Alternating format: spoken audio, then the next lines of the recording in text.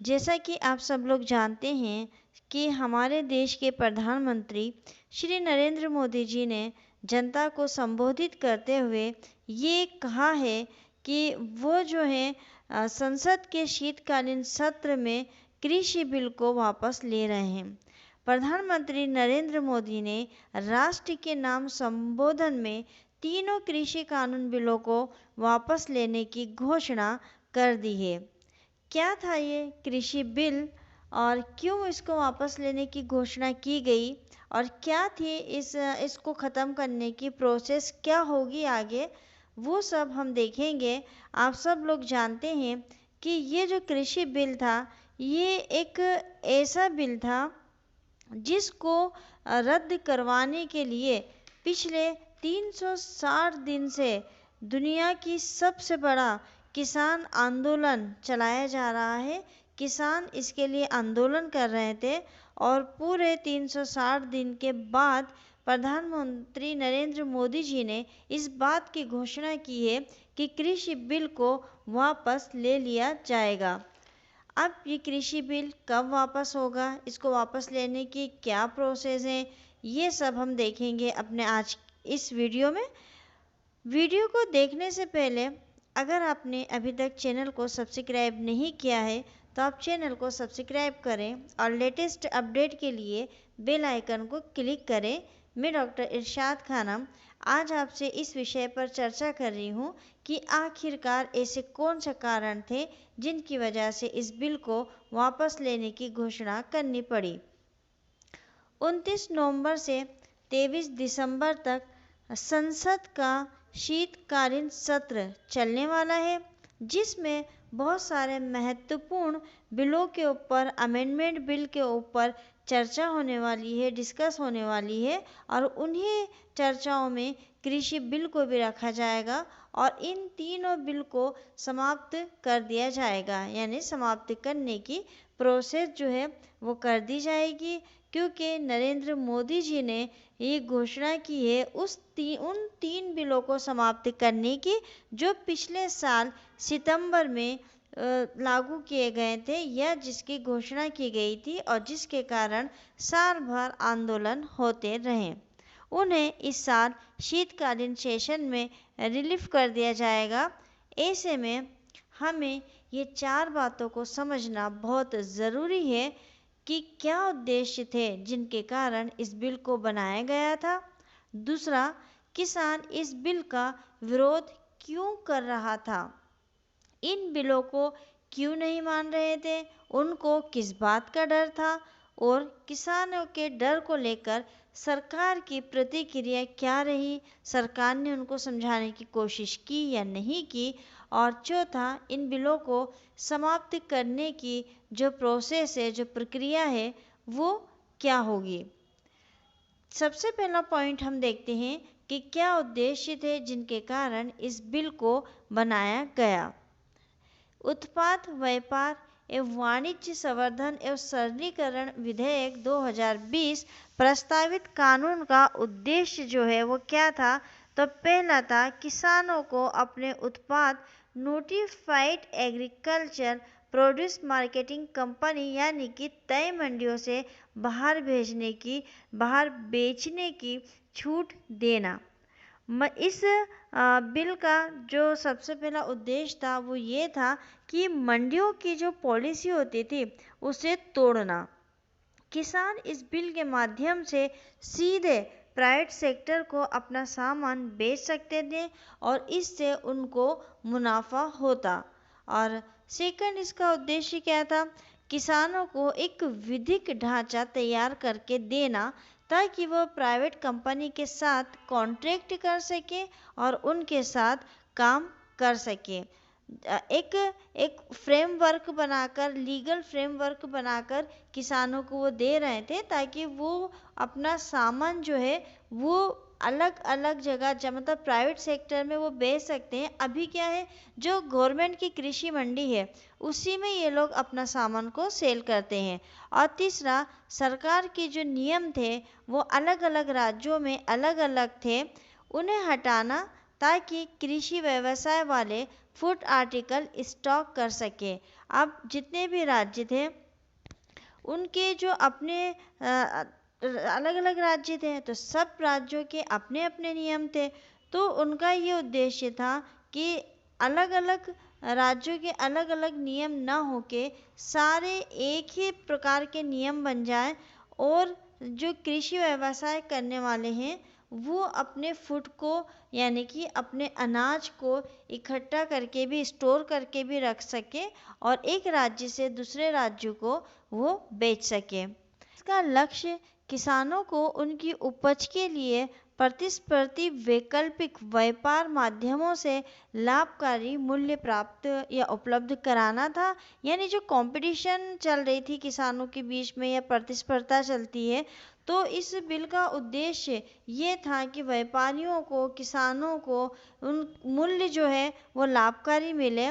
इस कानून के तहत किसानों को उनकी उपज की बिक्री पर कोई टैक्स या फीस नहीं देनी थी।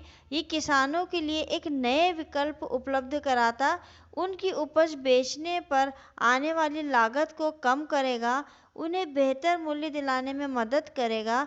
इससे जहां ज़्यादा उत्पादन होगा उन क्षेत्रों में किसान कमी वाले दूसरे प्रदेशों में अपनी कृषि उपज बेचकर बेहतर दाम प्राप्त कर सकेंगे। देखिए, अभी तो ये है कि जो मंडी है जिस राज्य की, जिस स्टेट की, वो वहीं पर अपने मंडी में सामान को बेच सकता है। एक स्टेट का सामान दूसरे स्टेट में किसान नहीं बेच सकता है। अगर ये बिल बन जाता तो इससे क्या होता कि जो उनकी उपज थी उसकी बिक्री पर कोई टैक्स या फीस नहीं लगती। किसानों के लिए कई विकल्प खुले हुए थे। वो अपनी उपज को मतलब अपनी कीमत पे बेचता, उसको बेहतर मूल्य मिल सकता था और वो ज़्यादा उत्पादन कर सकता था। और वो ये भी कर सकता था कि अगर दूसरे देश में, दूसरे प्रदेश में, दूसरे स्टेट में अगर किसी चीज़ की कमी है तो वो अपनी जो उसने कृषि उपज पैदा करी है उसको वो अधिक कीमत पर वहाँ बेच सकता था। अब ये तो थे उसके उद्देश्य कि क्यों बनाया गया था, लेकिन ये उद्देश्य जो है वो किसानों को फ़ायदेमंद नहीं लगे। हम ये समझते हैं कि ये बिल किसानों के फ़ायदे के लिए था, तो फिर किसानों को क्यों इस बिल से परेशानी थी, क्या ऐसे रीज़न थे? तो राज्य की अपनी कृषि मंडी होती है, हर राज्य की अपनी कृषि मंडी होती है जिसमें राज्य को फंड मिलता है, जिससे राज्य सरकारें कार्य करती हैं। और कौन से कार्य करती हैं? जैसे लोन माफ़ करना, रोड बनवा देना या फिर लोन देना। इस प्रकार का कोई भी ऐसा कार्य है जो सरकार करती है। अगर ये तीनों बिल लागू होते तब किसान अपनी उपज को पंजीकृत कृषि मंडी समिति यानी कि APMC, registered agriculture produce market committee के बाहर बेचेगा, जिससे राज्यों को राजस्व का नुकसान होगा क्योंकि वे मंडी शुल्क प्राप्त नहीं कर पाएंगे। तो देखिए, ये किसानों के लिए तो फायदेमंद था, लेकिन राज्य सरकारों के लिए ये नुकसानदायक था। क्यों नुकसानदायक था? क्योंकि राज्य की अपनी कृषि मंडी होती है, उस कृषि मंडी में उसको मंडी शुल्क के रूप में फंड प्राप्त होता है। वो फंड से राज्य सरकारें अपना काम करती हैं। अगर जो एपीएमसी है, अगर उससे बाहर किसान माल बेचता तो इससे क्या होता? राज्यों को नुकसान होता, राज्य को फंड्स जो मिल रहा था वो फंड्स नहीं मिलता और इससे उसको भारी नुकसान हो सकता था। और सेकंड इसका क्या कारण था कि ये किसानों को नहीं समझ में आ रहा था? तो दूसरा ये था कि हर एपीएमसी मंडी में जो बिचौलिए होते हैं या जो कमीशन एजेंट होते हैं वो काम कर रहे हैं। भारत में लाखों कमीशन एजेंट काम कर रहे हैं। यदि पूरा कृषि व्यापार मंडियों से बाहर चला जाता तो कमीशन एजेंट के जो है वो बेहाल हो जाते हैं, वो बेरोजगार हो जाते हैं और उनकी हालत जो है बद से बदतर हो जाती। तो किसानों का ये कहना था कि अगर ये बिल लागू होता है तो जो मंडी कमीशन वाले लोग हैं उनकी कंडीशन भी खराब हो जाएगी। और इसका जो तीसरा बिंदु है, कि सबसे महत्वपूर्ण बात जो थी वो ये थी कि किसानों और विपक्षी दलों को ये डर था कि इससे अंततः न्यूनतम समर्थन मूल्य आधारित खरीद प्रणाली का अंत हो सकता है और निजी कंपनियों द्वारा शोषण बढ़ सकता है। ये बिल जो है ये इसलिए लाया गया था कि किसान प्राइवेट कंपनी के साथ कॉन्ट्रैक्ट साइन कर सके और सीधे खरीदी और बिक्री कर सके। पर किसानों को ऐसा डर लग रहा था कि हो सकता है कि उनके साथ भेदभाव किया जाए और उनकी जो मोलभाव करने की जो क्षमता है वो ख़त्म हो जाएगी। और किसान को कई बार ऐसा होता है, क्योंकि आप सब जानते हैं कि आजकल तो खैर किसानों के बच्चे भी पढ़े लिखे हैं और किसान समझदार बहुत होते हैं, लेकिन कायदे कानून और नियमों को वो नहीं जानते हैं और अगर हम कोई कॉन्ट्रैक्ट करते हैं तो वो नियमों में बंधा होता है। तो किसानों को ऐसा कहना था कि अनेक किसान ऐसे हैं जो ठीक से कॉन्ट्रैक्ट के नियमों को नहीं समझ सकेंगे, वो नहीं समझ सकते हैं, जिसकी वजह से प्राइवेट कंपनी जो है वो उस बात का फ़ायदा उठा सकती है और हो सकता है कि वो उनकी ज़मीनों को भी छीन ले। ये किसानों को एक डर बैठा हुआ था।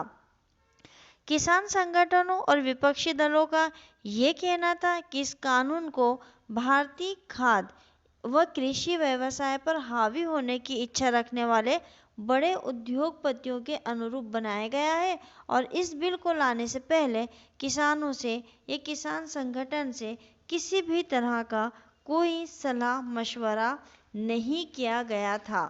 तो किसानों को जो है ये भी एक बुरा लग रहा था एक बात कि उनके लिए कानून बनाया है और उनके भले के लिए कानून बनाया है, लेकिन उनसे पूछा नहीं गया, उनसे किसी भी तरह की कोई बात नहीं की गई। तो ये भी उनको एक इस बिल को ना मानने का उनके पास आधार था। अब सबसे महत्वपूर्ण बात ये है कि सरकार का इस विषय पे क्या रुख था। सरकार अपनी बात सही तरीके से किसानों को नहीं समझा पाई, वो किसानों को नहीं बता पाई कि ये बिल उनके लिए बहुत ही फ़ायदेमंद है। सरकार और उनके बीच में तालमेल नहीं बैठ पाया और अब कुछ लोगों का ऐसा भी मानना है कि क्योंकि चुनाव अब कई जगह पर आने वाले हैं, तो चुनावी सभा को जीतने के लिए या चुनाव को जीतने के लिए इस कृषि बिल को वापस लिया जा रहा है। अब हम समझते हैं कि बिल खत्म करने की प्रोसेस। जो भी संशोधन होना है उसे कानून मंत्रालय संबंधित मंत्रालय को भेजता है।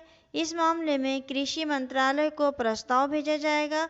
उसके बाद उस संबंधित मंत्रालय के मंत्री संसद में बिल पेश करते हैं। तीनों कृषि कानूनों को रद्द करने के लिए भी सरकार को संसद में बिल पेश करना होगा। संसद में बिल पेश होने के बाद उस पर बहस होगी और वोटिंग होगी। इसका बिल अपने संसद सत्र में ही पेश किए जाने की संभावना है। जो अभी शीतकालीन संसद का सत्र लग रहा 29 नवंबर से 23 दिसंबर तक, ये संभावना है कि ये बिल इसी में पेश किया जाएगा। अब बिल को समाप्त करने की प्रोसेस को मैं आपको थोड़ा सा इजी इसमें बता देती हूँ कि जैसे ये पुराना बिल जो 3 कानून बिल है, कृषि कानून बिल है, ये संसद द्वारा पारित किया गया था। तो इसको समाप्त करने के लिए संसद को एक नया बिल बनाना पड़ेगा और वो नया बिल उसको वैसे ही बनाना होगा जैसे कि कोई बिल बनता है और फिर उस बिल के ऊपर नया बिल जब बन जाएगा तो उसी के आधार पर पुराना बिल जो है वो अपने आप समाप्त हो जाएगा। अब सबसे आखिरी में मैं आपको ये और बता देती हूँ कि जो 3 कृषि कानून बिल थे जो समाप्ति किए जा रहे हैं वो कौन से थे। तो पहला था कृषक उपज व्यापार और वाणिज्य संवर्धन और सरलीकरण विधेयक 2020, कृषक सशक्तिकरण संरक्षण कीमत आश्वासन और कृषि सेवा पर करार विधेयक 2020, आवश्यक वस्तु संशोधन विधेयक 2020। ये सब था, ये 3 बिल थे जिनको की समाप्ति किया जा रहा है। और बिल कैसे ख़त्म होगा तो ये मैं आपको बता चुकी हूँ, एक नया रिफ्यूज बिल बनाकर इसको समाप्ति किया जाएगा।